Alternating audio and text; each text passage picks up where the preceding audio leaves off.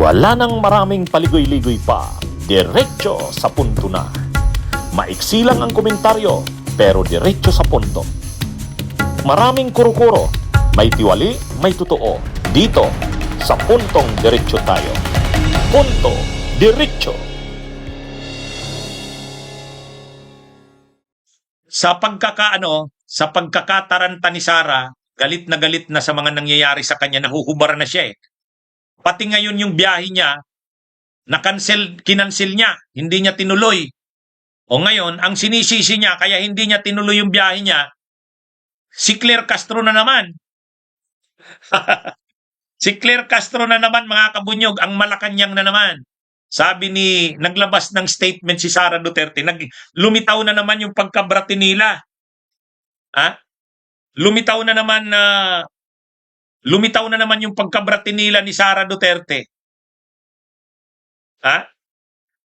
Ano ito, mga kabunyog? Ang sabi ni Sara Duterte, salamat sa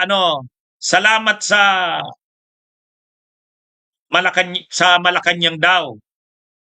Dahil grinant daw yung kanyang request na magbiyahe sa Europe. Kaya lang sa susunod daw aga-agahan. Matindi rin itong talagang wala ring respeto ito si Sara Duterte sa Malacanang. Bagay, ano namang ini-expect mo diyan kay Sara? Magaspang naman talaga magsalita eh.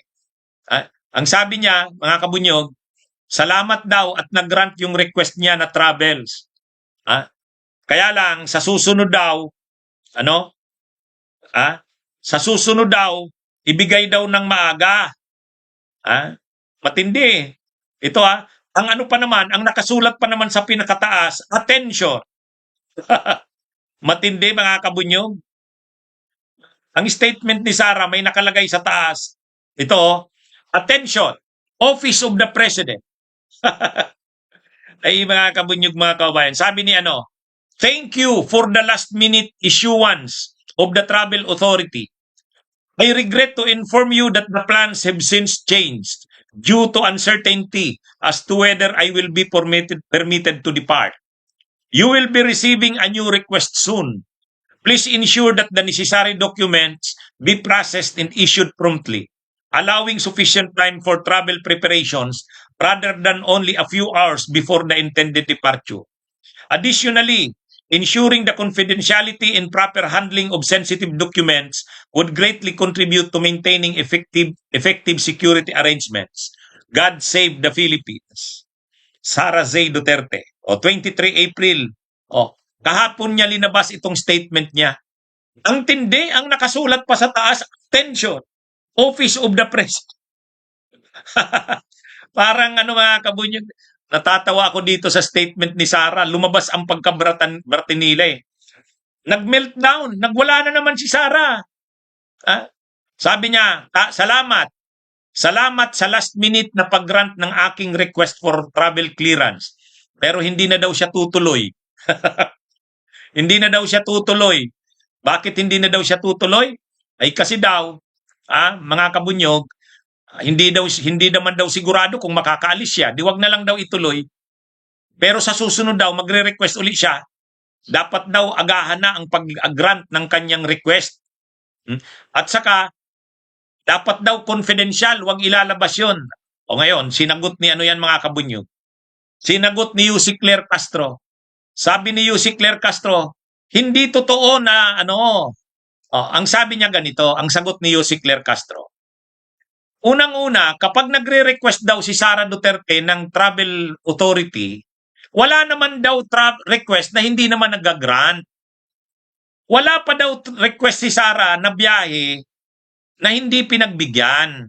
Kaya sabi ni Yussi Claire Castro, dapat inisip niya na lalabas naman yun. Kaya okay lang na ituloy niya na ang biyahe kasi sigurado namang lalabas yun. Wala namang request siya na hindi naman napagbibigyan. Pangalawa, lagi naman daw lumalabas yung mga binibigay sa kanya na travel authority a day before. Ganun naman daw ang kalakaran nangyayari. Bakit ngayon lang nagreklamo si Sara? Ang Vice Presidente, ayon naman po sa records, ay nakakatanggap po ng dokumento para sa travel authority niya a day before her intended vacation. So, hindi naman po siya tinanggihan. Wala pa sa record na kapag siya nag-request ng pagbabakasyon or personal trip ng mahabang araw or mahaba na panahon na siya'y tinanggihan. So, para sabihin na last minute resolution or decision to, hindi po ganun. Dahil yun po palagi, normally, nangyayari po ang pagbibigay sa kanya ng travel authority a day before. Siya po ay isang public servant. Hindi po siya pribado. Hindi po maitatago ang mga bagay-bagay na nais niyang itago. Katulad nga po nito, sa gitna ng krisis sa Middle East, sa gitna ng mga bilyones na issue na napapaloob ngayon sa Vice Presidente at sa kanyang asawa. Kung kayo ang tatanungin, kung kayo ang Vice Presidente, nararapat ba na magbakasyon? Yan naman yung sagot ni Yussi Claire Castro. Parang, sabi ni Yussi Claire Castro, dati namang ganyan eh. Lagi namang ganyan ang nangyayari sa kanya. Nabibigay ang kanyang request na yung travel authority niya o travel clearance niya, last minute na talaga. Pero hindi niya dapat maging dasilan yan. Kaya hindi niya tinuloy kasi last minute na daw lumabas. Dati namang ganyan, bakit ngayon lang? Nagreklamo si Sara. Sa pangalawa, wala pa naman siyang travel request na hindi grinan. Wala pa naman daw sa pabiyahe-biyahe ni Sara. Kahit na daw marami nang nakakapansin na biyahe na lang ng biyahe, never o wala ni isa man na instance na hindi pinagbigyan si Sara na makabiyahe. Tapos ngayon, gagamitin daw ni Sara yung rason na yan. Parang hindi naman kapanipaniwala na yan ang rason. Alam niyo mga kabunyog, ang totoong rason yan, kung ako lang, sa tingin ko lang, kung akong tatanungin nyo, bakit hindi niya itinuloy? Bakit hindi niya itinuloy? Ang totoong dahilan yan, bakit hindi niya itinuloy? Kasi seryoso yung mga lumabas doon sa pagdinig sa kamera. Mukhang nag-request ang kanyang mga lawyers na mag-meeting. Mabibigat yung mga lumabas doon sa hearing ng kamera eh. Kailangan ang sagot doon.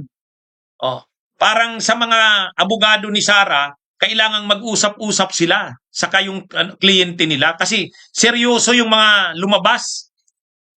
Kumbaga, mabibigat yung mga ebidensya, mabibigat yung mga testigo. Huwag muna siyang umalis.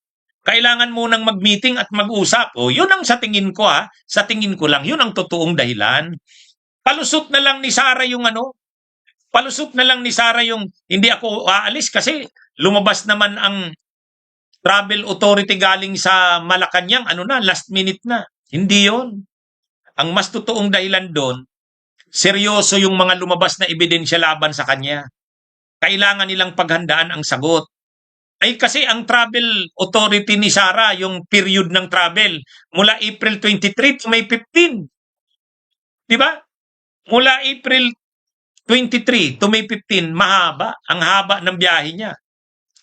Ay ngayon, kung babiyahe siya ng matagal, nasa abroad siya, paano yung magiging depensa ng mga abogado niya? Magsisimula na ang trial. Ang sabi ni Senate President Soto, kapag April 4, kapag May 4, nakalusot na sa Kamara ang articles of impeachment, kaagad na i-transmit sa kanila, kaagad-agad, kahit mga unang linggo ng Mayo, or ikalawang linggo ng Mayo, magkukonbin sila bilang impeachment court. Sabi ni Senate President Soto. Kaya itong mga abogado ni Sara, naghahanda na yan.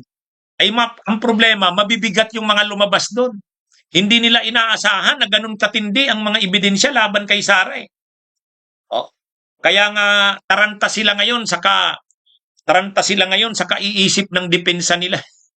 'Di ba?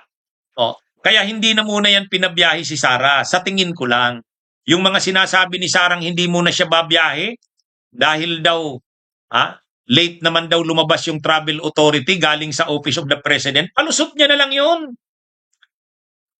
Palusot niya na lang yun. Ang totoo dyan, humingi dyan ng sa tingin ko lang, humingi dyan ng meeting ang mga abogado. Kailangan nilang maayos ang depensa. At saka kung ang depensa kasi nila doon, yung pinipresent ni sino ba ito? Yung abogado, si Michael Puwa, Yung mga paliwanag ni Michael Poa, wala yun. Talo yun. Talo yun. Yung mababaw yung mga paliwanag ni Poa eh. I-discuss ko ng separate yun. O anyway, so yan mga kabunyog, mga kababayan, yan ang ating naging topic ngayon, no? Sa pagkakahubad sa kamera, nagwawala na si Sara. Pinag-iinitan si Trillanes. Pati biyahe niya, pinagdiskitan. Ay, mga kabunyog, mga kababayan. Magandang araw sa inyong lahat. Mabuhay po tayo. Bunyog, bunyog, halikan na kasama ka. Bunyog, kapag buklod ay may pag-asa. Luzon, Visayas, Mindanao, isa ang pananaw. Sa bagong Pilipinas ang bunyog isisigaw. Bunyog, bunyog, bunyog.